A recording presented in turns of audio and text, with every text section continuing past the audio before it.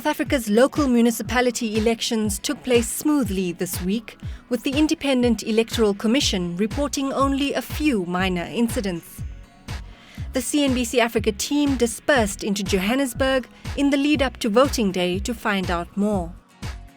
The South African local government elections are upon us, a process that has been underway since the previous national and provincial government elections.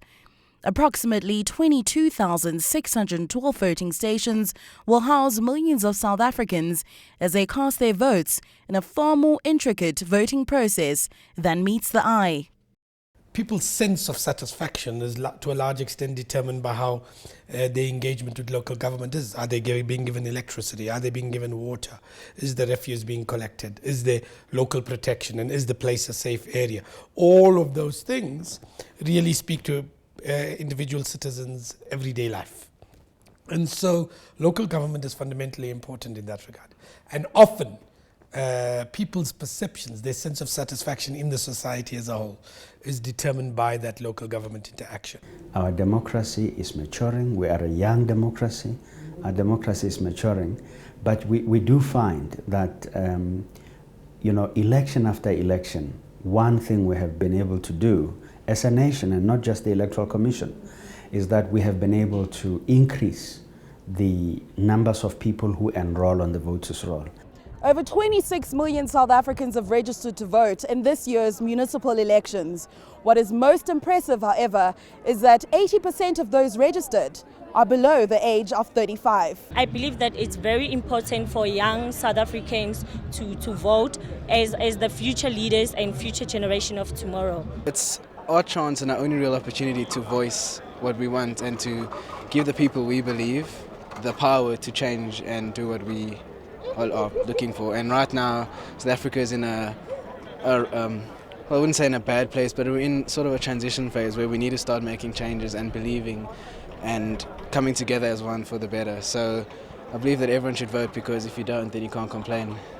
If you want change to be brought about, there's no excuse. I mean, the only way you can have a say is to vote. One of the things that we're seeing, by the way, not simply in South Africa, but globally, we're seeing that young people are particularly demoralized. Their future is particularly jeopardized. So let me give you an example. What you saw in the UK when Brexit happened is young people voted one way and older people voted the other. Young people feel betrayed by that vote. We're seeing this happen with the fact that unemployment statistics impact on young people in a far more adverse way than it impacts on older people. They are saying to us, not just the Electoral Commission, yourselves in the media, the politicians, the whole nation, they're saying, engage with us at the level where we are. And I'm thinking we are beginning to find each other. We are beginning to engage with them at the level where they want us to engage with them. I think we should continue on that trajectory, and we are looking forward to a great nation if we do that. Small business has been a rapidly growing focus for government over the past few years. In the Gauteng Premier's State of the Province address earlier this year, he announced that 30% of government procurement will come from township businesses. In the city of Johannesburg, a number of initiatives such as the Hack Josie Challenge, Josie at Work, Soweto Business Stars, and the Josie My Beginning Community Innovation Fund are all aligned to promoting and supporting SMMEs, particularly from previously disadvantaged communities. We chatted to some of the city's entrepreneurs about their concerns ahead of the elections. Meet Thabo Nene, young entrepreneur and the founder of Kabza Food in Orlando East.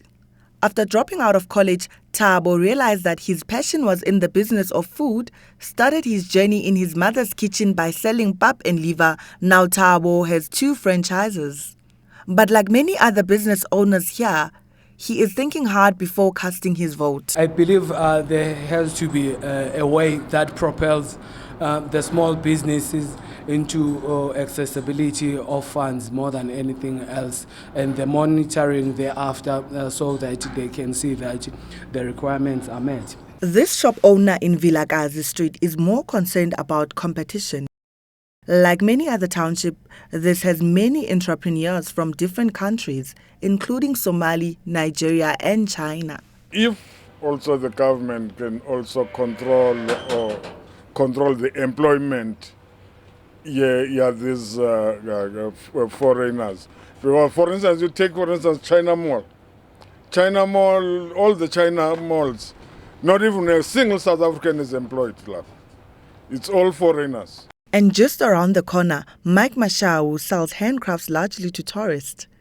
And the street that he sells his craft is named after the legendary Mbuyisa Makubo, the student who carried Hector Peterson on the June 16, 1976 Soweto uprising. I would like to see is more young entrepreneurs from schools being trained entrepreneurial skills, guys who are selling in the market should be subsidized by the government. So they should be more, the government must invest more on cooperatives and NGOs, because I think that's where you empower women in the streets, you empower the nation. On election day, millions of voters across South Africa casted their vote between 7 a.m. and 7 p.m. This is a historic day in the history of South Africa as people are casting their municipal votes for 2016. Right now, we're in Sepubuso Primary School in Soweto. As you can see behind me, there are hundreds of people queuing, the young, the old are all here to cast their votes so that they can see service delivery in Soweto. I'm here to vote so that my voice to be heard. After seeing that there have been a lot of protests around the area, for service delivery and everything, I decided to come and vote so that I can make a change in the community. Vote for the one that you think can work better for you. I'm voting because I want to change in our community, in our country. I want to see a lot of things changing. We need jobs, our youth is out there, people have degrees, people have qualifications, but they're still there. If they could at least, I know it's not easy for them to give everyone a job, but at least 50% of our current matriculates and our graduates to get jobs. So it's a message to the government to say we are voting, whoever's going to win, but is accountable to the masses that put them into power in the first place. People are not employed. We want to see our youth being employed, as we can see that they're just lingering around the streets. We want change, in fact. But I'm sure the voters will make the right choice. Just ahead of the elections, CNBC Africa's Aviwe Mtila caught up with the City of Johannesburg Executive Mayor Park Stau in Soweto, where the party announced its mayoral candidate and highlighted some of the achievements of the administration. Well, we're here in the first instance to celebrate the Freedom Charter. It's 61 years of the Freedom Charter, which is a seminal document in the sense that it provided a vision and clarity about what freedom means for us as the people of South Africa. It is a document that was canvassed from amongst the people of this country to provide a vision for this country, and it is the basis on which the African National Congress is implementing its program of transformation. The second was for us to unveil a Joburg-specific manifesto that would be given to the people of Johannesburg, reporting back on the work that we've done, but also presenting to them our vision of a program to accelerate transformation in Johannesburg going forward.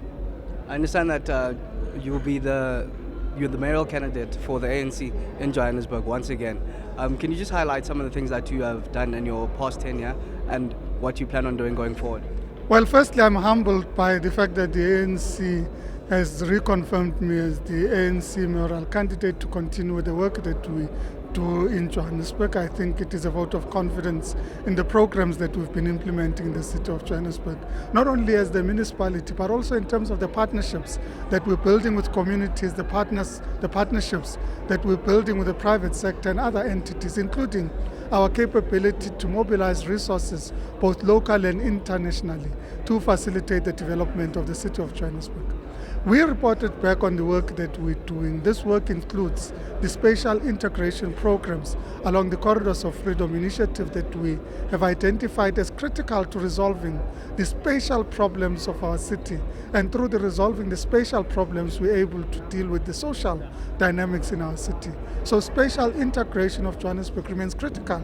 In fact, spatial integration of all the cities in this country is critical to us resolving the apartheid issue. The second program that we rolled out relates to including landlords and current landlords, whether these are backyard landlords, both in suburbs and in the townships, as owners and developers of property. One of the programs that we're putting ahead, for example, into the new term is to ensure that secondary dwellings in houses, even in suburbs, in the townships, get automatic zoning to be able to build a second unit in your property. In that way, we facilitate and enable these people that rent out different parts of their homes to the people that come into the city, understanding that Johannesburg attracts in excess of 120,000 people every month, and these people require accommodation. These are some of the innovative ways that we're presenting to resolving the issues that we're dealing with. We reported back, for example, that Johannesburg is the first city throughout the world that listed on its stock exchange a green bond focused on financing for green economy projects, for green technologies, as we roll out green technologies and address climate change in the city of Johannesburg.